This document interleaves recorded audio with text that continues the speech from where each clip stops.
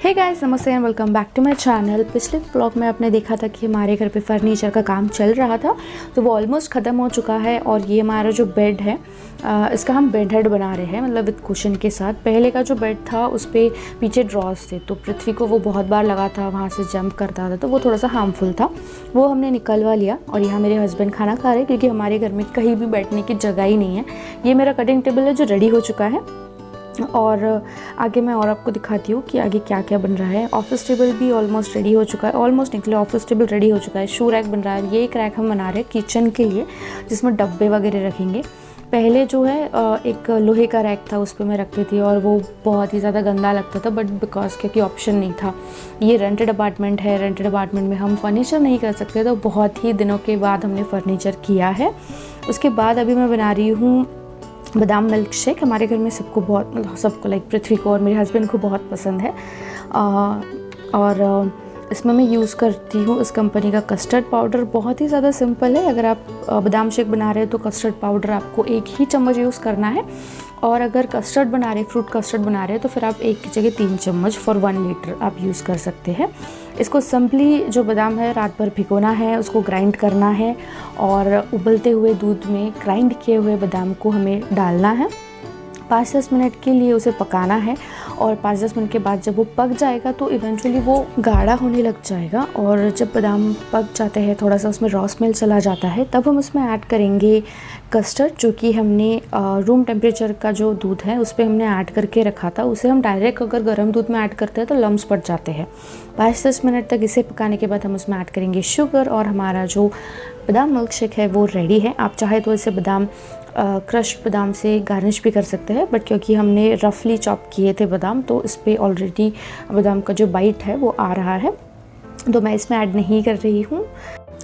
और तब तक पृथ्वी भी घर पे आ गया था। फर्नीचर चल रहा था, घर पे पूरा मेस पड़ा था, तो इसीलिए 10-15 दिन से पृथ्वी मम्मी पापा के पास था, जो शिंद्रा शिफ्ट हुए हैं, और आज ही पृथ्वी वापस आया है। ये टेबल हम पृथ्वी के लिए बना रहे हैं, और मतलब मुझे बाद में मैंने रिकॉग्नाइज़ किया, वैसे मैंने तो बताया था, लेकिन भैया बोले चल जाएगा, तो इसमें थोड़ा सा करेक्शन है।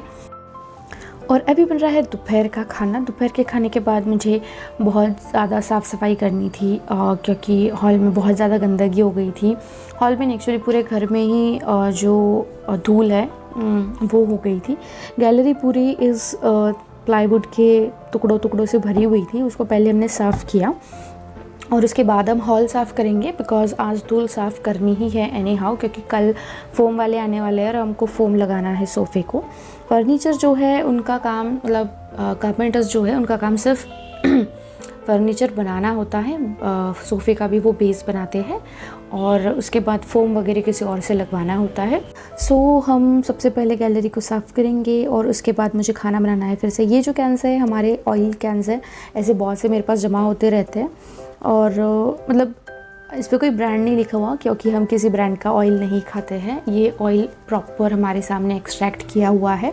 ये जो तेल है करडी का तेल है, और ये 300 रुपीज़ पर लीटर का है। जैसे जैसे लाइक शेंगदाना हो, मूंगफली हो या बादाम का हो, तो उस हिसाब से रेट चेंज होते रहते हैं। रिफाइंड ऑयल नहीं खाना चाहिए पहले तक, मतलब आई थिंक 4 साल पहले हम रिफाइंड ऑयल ही खाते थे। लेकिन जब से हमें पता चला है कि ट्रस्टेड है, पापा के फ्रेंड है जो आर्मी में थे, उन्होंने खुद का बिज़नेस स्टार्ट किया है, बस किसी ब्रांडिंग वगैरह नहीं की है, तो जब से हमें पता चला कि उन्होंने स्टार्ट किया है, और मेन थिंग ट्रस्ट का है, तो तब से हम उन्हीं से लेते हैं। उसके बाद मैंने बनाया अभी बैंगन का भरता, और ये वाला रैक जो है पूरा साफ़ हो चुका है, बस यहाँ पे मैट बिछानी बाकी है। ये भी मतलब पूरा साफ़ हो जाएगा, और उसके बाद पूरी साफ़ सफाई होने के बाद ही मैं पूरा सामान सेटअप करूँगी। कल फ़ोम वाले आने वाले हैं। यहाँ चल रही है पृथ्वी की पढ़ाई। वो बिल्कुल भी पढ़ाई नहीं करता है, मतलब बहुत ले के बैठना पड़ता है। पढ़ाई करने के लिए बोलो तो उसको बहुत बहाने सोचते हैं। So this is the next day, और सुबह सुबह सब कुछ काम ख़त्म करने के बाद हम जा रहे हैं फ़ोम देखने के लिए। फ़ोम हमने लिया है वेंकटेश फर्निशिंग से, जो महोटा देवी पे है, वाड़ूस के लिए। ये उनका गोडाउन है। फ़ोम की हम क्वालिटी देखने आए थे कि कौन सा अच्छा फ़ोम है। बेसिकली उनके पास सारे अच्छे क्वालिटी के ही फ़ोम है, बट अगर किसी को रीज़नेबल प्राइस में भी चाहिए होता है तो फिर थोड़ा सा क्वालिटी में तो फ़र्क पड़ेगा ही। वैसे भी उनके पास फ़ोम है, बट ट्रस्टेड है। उन्होंने ही हमें खुद बताया कि कौन सा फ़ोम अच्छा होता है, कौन सा नहीं। ऑब्वियसली फ़ोम के बारे में नहीं पता हमें, लेकिन फिर भी मैं एक थोड़े से निकली, बहुत सारे वीडियोस देख के गई थी कि क्वालिटी कैसे चेक करते हैं। तो जो फ़ोम है ब्लू एंड पिंक कलर का सेम ही दिख रहे हैं, बट इस पर क्वालिटी की चेक कैसे करते हैं कि आपको एक स्टिक लेनी है बस, जो पॉइंटेड नहीं होनी चाहिए, and you have to prick it.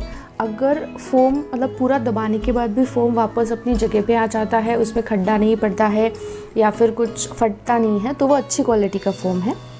तो मैं अभी चेक करके दिखाऊंगी आपको कि कैसे चेक करते हैं। आई डोंट नो वीडियो में आपको प्रॉपर्ली दिख रहा है क्या नहीं, लेकिन इस तरह की आपको स्टिक लेनी है।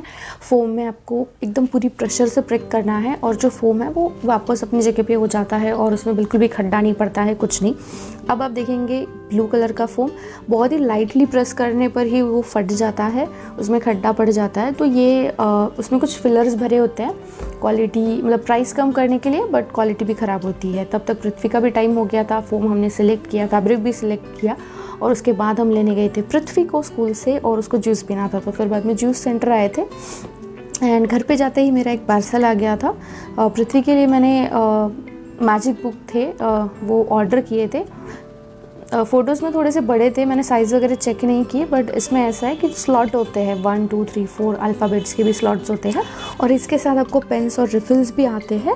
इसी पेन से आपको इस पे लिखना होता है उन स्लॉट्स में और कुछ देर बाद जो लिखा हुआ है वो गायब हो जाता है। तो आप उसको रीयूज़ कर सकते हैं, बार बार यूज़ कर सकते हैं, बस प्लीज़ मेक श्योर कि जो नॉर्मल पेन है आप उससे मत लिखिएगा। तो ये इतने लाइट स्लॉट है, मतलब सिर्फ बच्चे को एक डायरेक्शन के लिए है, बहुत ही लाइटली स्लॉट है, ऐसा नहीं कि बहुत ही ज़्यादा डीप स्लॉट्स है। जो बच्चे प्ले ग्रुप में हैं या नर्सरी में हैं उनके लिए ये एक बहुत ही ज़्यादा अच्छा ऑप्शन है, उनकी राइटिंग में काफ़ी ज़्यादा फ़र्क पड़ेगा। और तब तक वो भैया फ़ोम लेकर भी घर पे आ गए थे। जो फ़ोम है वो उन्होंने बहुत ही क्विकली चिपका दिया था, बस फैब्रिक लगाने के लिए टाइम लगा है उनको और बहुत ही नीटली उन्होंने सब काम किया है। सब काम करने के बाद वो उनकी सारी साफ़ सफाई भी लेके मतलब करके चले गए थे। तो अभी फ़ोम लगाने के बाद सोफ़ा कुछ इस तरह से दिख रहा है। अभी इसके हैंडल्स भी लगाने बाकी है, उसको फैब्रिक लगाना बाकी है और इसकी हाइट अभी काफ़ी बढ़ चुकी है क्योंकि इस पर आई थिंक ये 2-2 इंच के कुछ फोम्स हैं। हाँ, ये 2 इंच के फोम्स है और उसके ऊपर 1 इंच का ब्लैक कलर का फोम चढ़वाया है। और हमने मैट्रेस भी बनवा ली है क्योंकि हमारी जो पहली मैट्रेस थी, जैसे मैंने बताया था कि आपको हम पहले ग्राउंड फ्लोर पे रहते थे, तो मैट्रेस में भी चूहा चला गया था और वो स्प्रिंग की थी, तो वो अंदर तो चला गया था लेकिन बाहर नहीं निकलने आ रहा था, तो वो उस मैट्रेस में ही मर गया था। तो मैंने पूरी मैट्रेस फाड़ दी, चूहा बाहर निकला लेकिन मेरी मैट्रेस ख़राब हो गई। तो अभी हमने न्यू मैट्रेस भी बनवा ली उन्हीं से और सारी चीज़ें बहुत ही रिजनेबल है। अभी जो बेड है ये ओनर है वेंकटेश फर्निशिंग के, बहुत ही जो हैंडरेस्ट है उसको फोम लगाना बाकी है और उसके बाद कटिंग होगी फैब्रिक की। फैब्रिक के लिए उनको मतलब कटिंग एंड स्टिचिंग के लिए भी उन्होंने खुद की मशीन लाई थी, उसी पर उन्होंने स्टिच किया है। बीच में 2 घंटे मोटर मतलब लाइट चली गई थी तो उन्होंने हाथों से मशीन चलाई है और पूरा काम कंप्लीट किया है। जो फैब्रिक का कलर है वो मैंने लाइट ग्रे कलर का यूज़ किया है। वैसे मुझे ब्लैक पसंद आया था बट उसमें GSM कम था, मतलब क्वालिटी थोड़ा सा पतला कपड़ा था और इसमें येलोइश ब्राउन ऐसे कुछ कलर्स थे जो मुझे बिल्कुल पसंद नहीं आ रहे थे, तो मैंने ग्रे कलर का इस पर कपड़ा जो है मतलब फैब्रिक जो है वो यूज़ किया है। और ये है सोफ़े का फाइनल लुक। इस पर गोल्डन कलर के जो लेग्स हमने लगाए हैं वो भी काफ़ी अच्छा लग रहा है। अभी इसमें सिर्फ हैंडरेस्ट को स्क्रू से वो टाइट करेंगे तो सिर्फ उतना काम बाकी है। और पृथ्वी को तरबूज खाना था तो तब तक मैंने सिर्फ एक सोफ़े को बेडशीट से कवर किया था और अभी मैं दूसरे सोफ़े को भी कवर कर रही हूँ क्योंकि जब तक हम कवर नहीं लगा दे तब तक तो इसमें बहुत से दाग पड़ जाएंगे क्योंकि घर पे बच्चा है।